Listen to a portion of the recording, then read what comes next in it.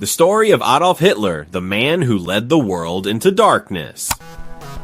Let me take you back to a small town in Austria in the year 1889. A baby boy named Adolf Hitler is born in a border town called Braunau am Inn, near Germany. His father, a strict and distant customs official named Alois, rules the house with a heavy hand. But little Adolf finds comfort in the gentle arms of his mother, Clara, whom he adores. As a child, he dreams not of power or politics, but of becoming a great artist. But life doesn't go the way he imagines. Twice, young Adolf applies to the Academy of Fine Arts in Vienna, hoping to pursue painting. Twice he is rejected. Humiliated and penniless, he drifts through the streets of Vienna, sleeping in flop houses, painting postcards to survive. It's during these cold, hungry years that the shadows begin to grow inside him. He starts reading radical books, absorbing the poisonous ideas of racial superiority, nationalism, and anti-Semitism that were already simmering in parts of Europe. Then, in 1914, the world erupts. World War I begins, and Hitler finds his purpose. He joins the German army, serves bravely on the front lines, and earns medals for his courage. But when Germany loses the war, Hitler doesn't see it as a military defeat. He sees it as a betrayal. He blames the Jews, the communists, and the politicians he despises. That anger never leaves him. After the war, Hitler finds himself in Munich, where he joins a small far-right group called the German Workers' Party. He quickly rises to become its voice. Loud, passionate, and persuasive. He changes the party's name to the National Socialist German Workers' Party, or Nazi Party, and begins to speak to angry crowds about revenge, purity, and the dream of a new Germany. In 1923, he tries to seize power in what's known as the Beer Hall Putsch, a failed coup. He is arrested and sent to prison. There, behind bars, he writes his infamous book, Mein Kampf, My Struggle. A chilling outline of everything he planned to do, but few took it seriously until it was too late. As Germany crumbles under economic collapse and political chaos, Hitler seizes his moment. By 1933, he is Chancellor of Germany, and with cunning and cruelty, he turns a democracy into a dictatorship. He bans all opposition, builds a terrifying police state, and begins enforcing racial laws that strip Jews of rights, property, and dignity. But his ambitions are far greater. In 1939, Hitler invades Poland, triggering World War II. Country after country falls under Nazi control, but behind the military conquests, something far darker is happening. In hidden camps with names like Auschwitz and Treblinka, the Nazis carry out the Holocaust, the systematic murder of 6 million Jews, along with millions of others, Roma people, disabled individuals, political enemies, and more. By the early 1940s, the Nazi regime stretches across Europe, but Hitler makes a fatal mistake. He invades the Soviet Union and declares war on the United States. Soon, the tide turns. Germany begins to lose. The Allies fight back. Cities are bombed. Soldiers push forward, and the Nazi war machine begins to collapse. In April 1945, with Berlin surrounded by Soviet troops and defeat inevitable, Hitler retreats to a bunker beneath the city. He marries his longtime companion Eva Braun, and the next day, on April 30th, they both take their own lives. A week later, Germany surrenders. The war is over, but the scars are permanent. Over 70 million people died in World War II. Entire cities were leveled. Families were torn apart. And the memory of Hitler's crimes, the Holocaust, the genocide, the wars, and the hatred would forever haunt the world. This wasn't just the story of a man. It was the story of how an idea, if left unchecked, could turn into something monstrous. Let this story serve as a reminder. Words have power. Hatred can spread. And silence in the face of evil is never neutral.